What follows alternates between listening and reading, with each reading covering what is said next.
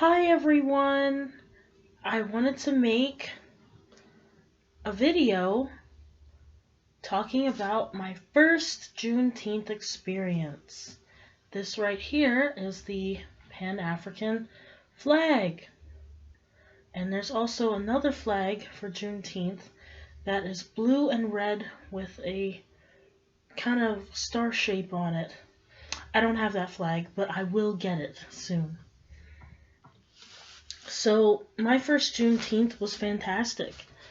Um, it was so nice to be around um, the black community in unity together for a good cause. I mean, everybody was so happy, and there were black businesses supporting one another, people exchanging money with one another. It was beautiful. It was absolutely beautiful. It was very hot out there. I had a tent, but I was still sweating us up a storm. And I made, drum roll please, $500. I have never made that much money selling artwork. And why? Because the venues that I was selling my artwork at weren't the right venues. They weren't the right audience. The Juneteenth audience appreciates my black art because that's what my art reflects. I draw and paint black people a lot, most of the time. And I draw them in fantasy, I draw them in positions of power, I draw them in mysterious, beautiful, ethereal aesthetics, and just in ways that we don't often see ourselves depicted. And it just felt so good, so wonderful. I was elated to it just felt good to be appreciated, because I've done art my whole life. I'm 30 going on 31. And I can't tell you how many times I've, made art and, done what I needed to do to have an art table and, hauled my butt out to said venue, packed up my artwork, done all this exhausting work. Sorry, there's something on my screen. And, had exhibits where no one came, or only one person came to support me, or it was just my family and no, guests or customers came. And it just, I felt valued, I felt appreciated, I felt wanted, I felt seen. I am a local artist in Wilmington, and sometimes I don't feel like I'm part of the inner circle that exists of black artists. I'm kind of on the fringes of that for some reason. And I know that it's important to value oneself, that I shouldn't be seeking validation or to be seen, by other people, but it's inhuman not to care about that. And I care about that. I'm sorry, there's like stupid stuff coming up on my screen on the laptop, but I'll just ignore it. So yeah, I mean, this video won't be long. I don't have a whole lot to say, but I just wanted to give you guys an update on what I've been doing. I'm getting back into my art now that COVID is subsiding. I'm doing more art tables, more exhibitions. I'll be doing a comic art exhibition in August. I will have my art at the library in September, the local library, Wilmington Public. And I feel good. I feel great. I feel much better than I've been feeling because art is my life passion, and it's finally being recognized in a way that makes me feel of great value. And, I got sick and tired of putting in so much work only to sell nothing. have no attendees at my shows.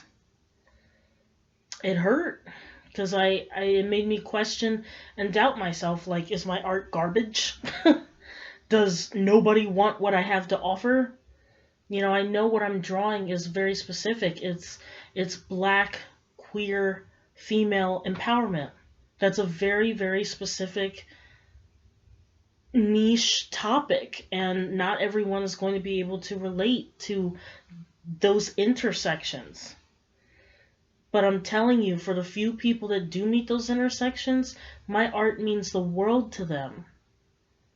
You know, if I can sell one piece, one female, queer, black piece to somebody who saw no art that represented them, that's worth it to me.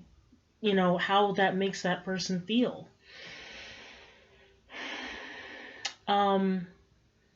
I vended at Rodney Square from 12 o'clock p.m. to 6 p.m.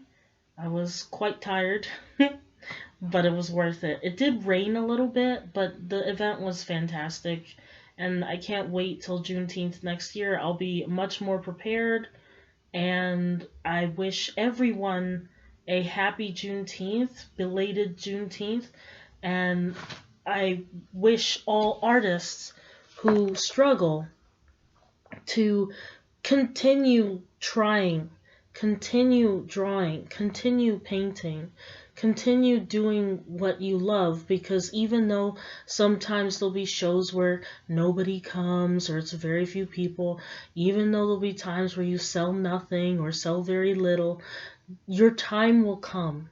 Your time will come, and I feel like my time is coming. I mean, it makes me a little teary-eyed, you know? I would be lucky to make $50 at a show. Like, that would be a good day. And I made $500 in a day. That's $1,000. What? Like, I don't have words. I don't have words. I just want to thank everyone that supported and patronized. Is that the right word? Was a patron for my artwork. I want to thank you from the bottom of my heart for supporting me and supporting my passions. Thank you, thank you, thank you. And I hope that we can have more events of Black unity. It's so important for our community to have events like this, to come together and support one another financially, emotionally, mentally, spiritually. We are a great people. So that's all I wanted to say. I'm really in good spirits now, and I feel more at peace than I have been lately. So, if you want to follow my art, I have an Instagram. It's instagram.com/TheRisingPhoenixArt. I also have a WordPress under the same name, as well as a Facebook page under the same name. This video will be on my regular YouTube channel, Mad Art Lang, and it'll also be on my art YouTube channel, The Rising Phoenix Masterpiece, I think it is.